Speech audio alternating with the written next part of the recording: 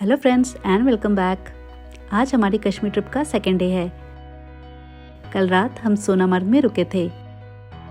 कल का दिन बेहद खूबसूरत था। अपनी ज़िंदगी में पहली बार स्नोफॉल देखी, which was such an amazing experience. Snowfall देखने के बाद से हमें लग रहा है कि हमारा कश्मीर आना सफल रहा। कश्मीर में बर्फबारी दिसंबर से फरवरी के बीच होती है, but keep in mind that even between December to February, the timing and amount of snowfall may vary, which means that in some years, December may receive minimum to no snowfall, while other years may have comparatively higher snowfall in December. इसीलिए सही महीने के चयन के साथ साथ snowfall predictions पर भी जरूर ध्यान दें, जिससे आपका अनुभव और भी खास रहेगा।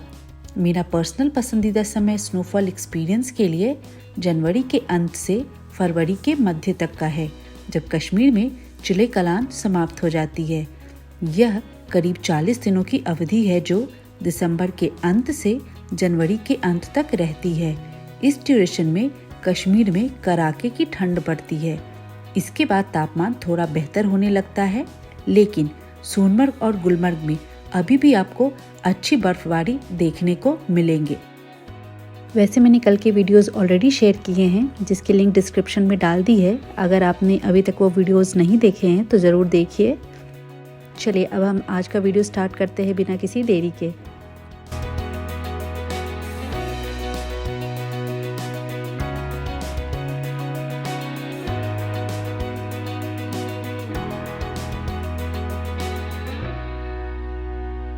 सुबह 7:30 बजे बाहर का तापमान लगभग -5 डिग्री सेल्सियस था, लेकिन हमें होटल के कमरे के अंदर ज़्यादा ठंड महसूस नहीं हुई। होटल में सेंट्रल हीटिंग की सुविधा थी, साथ ही इलेक्ट्रिक बेड वार्मर भी लगा हुआ था, and it worked really well for us. एक चीज़ जो मैं सुझाव दूंगी कि अगर आप पीक विंटर्स में कश्मीर आ रहे हैं तो होटल बुकिंग से पहले यह ज़रूर कंफर्म कर लें कि वो रूम हीटिंग के लिए क्या सुविधाएँ दे रहे हैं, साथ ही उनके पास पावर बैकअप का क्या विकल्प है, क्योंकि पावर कट की सिचुएशन में, जो कि पहलगाम और सोनमर्ग जैसी जगहों पर आम है, रूम हीटर्स बंद हो सकते हैं। दिन की शुरुआत हम सुबह 9:30 बजे होटल के रेस्टोरेंट में नाश्ते के साथ करते हैं। नाश्ता औसत से बेहतर था। फिर हम थाजिवस जाने के लिए तैयार हो जाते हैं। आज का हमारा प्लान सोनमर्ग में स्नो एक्टिविटीज़ करने के बाद श्रीनगर वापस लौटने का है। रात का स्टे हम श्रीनगर में करने वाले हैं। यदि आपकी कश्मीर ट्रिप में समय सीमित है तो आप श्रीनगर से सोनमर्ग का डे ट्रिप करके वापस लौट सकते हैं। अगर साइट सीइंग की बात करें तो थाजिवस ग्लेशियर सोनमर्ग का एक मेजर अट्रैक्शन है। यह सोनमर्ग का सबसे फेमस स्पॉट है, जहां आप स्नो एक्टिविटीज़ एंजॉय कर सकते हो। इस जगह फेमस बॉलीवुड मूवी बजरंगी भाईजान की भी शूटिंग हुई थी। इसके अलावा आप यहाँ से जोजिला पास होते हुए 0 पॉइंट भी जा सकते हो। यह पास श्रीनगर लेह हाईवे का एक इम्पॉर्टेंट पार्ट है, लेकिन विंटर्स में हेवी स्नोफॉल की वजह से मोस्टली बंद रहता है। समर्स में आप वहाँ जा सकते हो। आपको वहाँ समर्स में भी बर्फ देखने को मिलती है। सोनामर्ग के पास वालतल वैली भी है, जहाँ अमरनाथ यात्रा का बेस कैंप होता है। समर्स में ये जगह काफ़ी वाइब्रेंट रहती है, लेकिन फ़िलहाल विंटर्स में ये जगह पूरी तरह स्नो से ढकी होगी। मैंने इन जगहों को समर्स में एक्सप्लोर किया था। अगर विंटर्स वर्सेस समर्स एक्सपीरियंस की बात करूं तो दोनों टाइम का व्यू बिल्कुल ही अलग है। समर्स में सब कुछ ग्रीनरी से भरा होता है, लेकिन विंटर्स में सोनामर्ग का मुझे अलग ही चार्म दिखा। मुझे दोनों ही व्यूज़ पसंद है। Hence no matter which season you are visiting Kashmir in, make sure to visit Sonamarg. आज के दिन हमने सोनामर्ग के मैजिकल स्नोई लैंडस्केप के बीच स्लेजिंग और स्नो बाइकिंग का पूरा मजा उठाया, विच वॉज ऑसम एक्सपीरियंस। यहाँ आप स्नो स्कूटर, स्लेजिंग, स्कीइंग और काफ़ी कुछ फन एक्टिविटीज़ ट्राई कर सकते हो। एक्टिविटीज़ के लिए आप बार्गेन जरूर करना। जितनी अच्छी बार्गेनिंग आप करोगे उतने अच्छे रेट्स आपको मिलेंगे। While visiting Kashmir, keep in mind that there are additional expenses for snow activities, shikara rides, gondola tickets, pony rides, etc., which will not be included in your tour package. So, ये extra cost आप ज़रूर ध्यान में रखें और सभी के लिए बार्गेन जरूर करें। थाजिवस में एक्टिविटी पॉइंट तक पहुंचने के लिए आप या तो पोनी राइड ले सकते हो या स्नो स्कूटर का इस्तेमाल कर सकते हो। स्नो स्कूटर मोस्टली विंटर्स में ही अवेलेबल मिलेंगे। अगर आप बाय वॉक कंफर्टेबल हैं तो आप वॉक करके भी ऊपर तक जा सकते हो। समर्स में ज़्यादातर पोनी राइड्स अवेलेबल होती हैं, लेकिन विंटर्स में मुझे पर्सनली स्नो स्कूटर ही बेस्ट ऑप्शन लगा।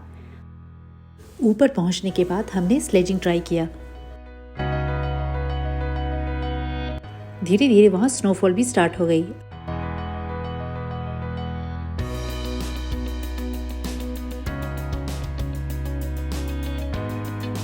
असल में माउंटेन्स में लाइव स्नोफॉल देखने की हमारी ख्वाहिश काफ़ी पुरानी है। पिछले कुछ सालों में हम ये प्लान भी कर रहे थे, लेकिन हर बार अनफॉरसीन रीज़न की वजह से ट्रिप कैंसिल हो जाती थी।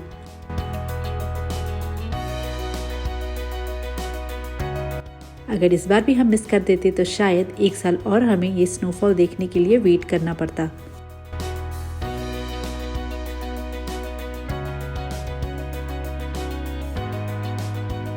ऊपर काफ़ी समय बिताने के बाद ज़बरदस्त भूख लग गई। चारों ओर गिरती बर्फ के बीच हमने बॉइल्ड एग, कश्मीरी कहवा और पहाड़ों वाली गर्मा गर्म मैगी का मज़ा लिया। वहाँ के लोकल दुकान वालों ने लकड़ी की आग जला रखी थी और हम भी उसके पास बैठकर अपना हाथ सेक रहे थे।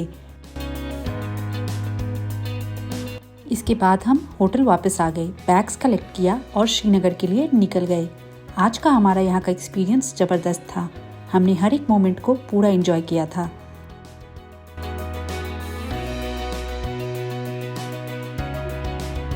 सोनमर्ग से श्रीनगर लौटने के लिए हम वापस 6.5 किलोमीटर लंबी ज़रमॉफ टनल को पार करते हैं।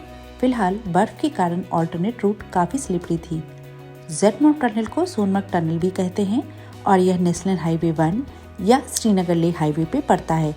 इस टनल से जुड़ी एक दिलचस्प बात यह है कि यह थाजिवस ग्लेशियर के नीचे बनी हुई है। सोनमर्ग से श्रीनगर की लगभग 80 किलोमीटर की यह दूरी हमने करीब 2 से ढाई घंटे में तय किया। यह रास्ता इतना खूबसूरत है कि आपका हर मोड़ पर रुकने का दिल करेगा। हमारी यह 2 से ढाई घंटे की यात्रा इसकी खूबसूरती को सराहते हुए ही बीत गई और एक बेहतरीन म्यूज़िक प्लेलिस्ट के साथ हमें बोरियत का एहसास तक नहीं हुआ। धीरे धीरे हम सोनमर्ग को पीछे छोड़ते हुए श्रीनगर के करीब पहुंचने लगे और जैसे जैसे हम श्रीनगर के पास आते गए, बाहर का टेम्परेचर भी बढ़ता गया। श्रीनगर समुद्र तल से लगभग 5000 फीट की ऊंचाई पर स्थित है, जबकि सोनमर्ग 8000 से 9000 फीट की ऊंचाई पर बसा है। इसी कारण श्रीनगर का तापमान आमतौर पर सोनमर्ग की तापमान से अधिक रहता है। करीब शाम के 5:30 बजे हम श्रीनगर पहुंच गए। श्रीनगर में हमने होटल आर्बर में स्टे किया था। यहाँ भी चेक इन बहुत स्मूथ था। The owner was extremely welcoming and genuinely helpful. Let me tell you one thing from my personal experience, the warmth and hospitality of Kashmiris is truly exceptional. यहाँ की मेहमान नवाजी में एक अलग ही बात है जो दिल जीत लेती है। I truly believe that if there is one thing we must learn, it is the art of hospitality from Kashmiris.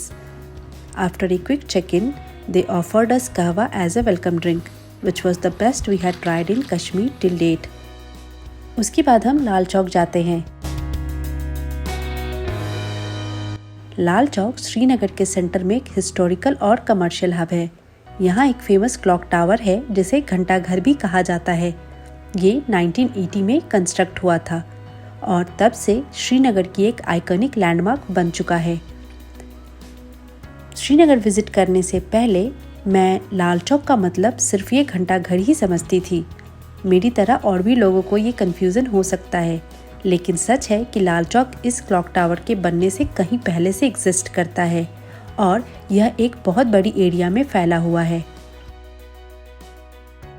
Lal Chowk का नाम 1940s में रशियन रिवॉल्यूशन और सोशलिस्ट आइडियोलॉजी से इंस्पायर्ड होकर रखा गया था। भारत के first prime minister Pandit Jawaharlal Nehru ने 1948 में यही तिरंगा फहराया था और तब से ये जगह कई इम्पोर्टेंट हिस्टोरिकल और पॉलिटिकल इवेंट्स का साक्षी रहा है। This place definitely holds a great political and historical significance. इसलिए इस रेड स्क्वायर यानी लाल चौक पे एक पिक्चर लेना तो बनता ही है। वैसे हम यहाँ आज इसके आसपास के मार्केट को एक्सप्लोर करने आए हैं। यहाँ आपको Kashmiri handicrafts, pashmina shawls, dry fruits, traditional Kashmiri outfits और मॉडर्न ब्रांडेड स्टोर्स भी मिलेंगे। ये एरिया एक परफेक्ट मिक्स है ट्रेडिशन और मॉडर्निटी का। स्ट्रीट वेंडर्स से लेके बड़े शोरूम्स तक यहाँ आपको मिल जाएंगे। शाम के समय यहाँ वॉक करने का बहुत ही सूदिंग और यूनिक एक्सपीरियंस रहा हमारा। मार्केट की लाइवली वाइब्स, जगमगाती शॉप्स और हल्के हल्के ठंडे मौसम में सब कुछ परफेक्ट लग रहा था। बाद में हम मक्का मार्केट गए और अंधेरा होते ही हम वापस अपने होटल लौट गए। लेकिन लाल चौक का ये विजिट एक यादगार एक्सपीरियंस जरूर रहा। हमने आज की खूबसूरत दिन का अंत एक डिलीशियस डिनर के साथ किया। The taste of food was truly beyond our expectations. This hotel definitely serves amazing food. अगर आप श्रीनगर में एक pocket friendly hotel but with good services, good food and clean rooms ढूंढ रहे हो तो इस होटल को ज़रूर ट्राई करें। यहाँ के रूम्स, ओनर की हॉस्पिटैलिटी और यहाँ का फूड आपको ज़रूर पसंद आएगा। तो आज के लिए बस इतना ही। कल का हमारा प्लान गुलमर्ग निकलने का है, जहाँ हम गंडोला राइड करेंगे। ये सभी डिटेल्स मैं नेक्स्ट वीडियो में शेयर करूँगी। मिलते हैं अगले वीडियो में, तब तक के लिए टेक केयर। अगर आपको ये वीडियो अच्छी लगी हो तो लाइक ज़रूर करें और सब्सक्राइब करना ना भूलें। Thank you.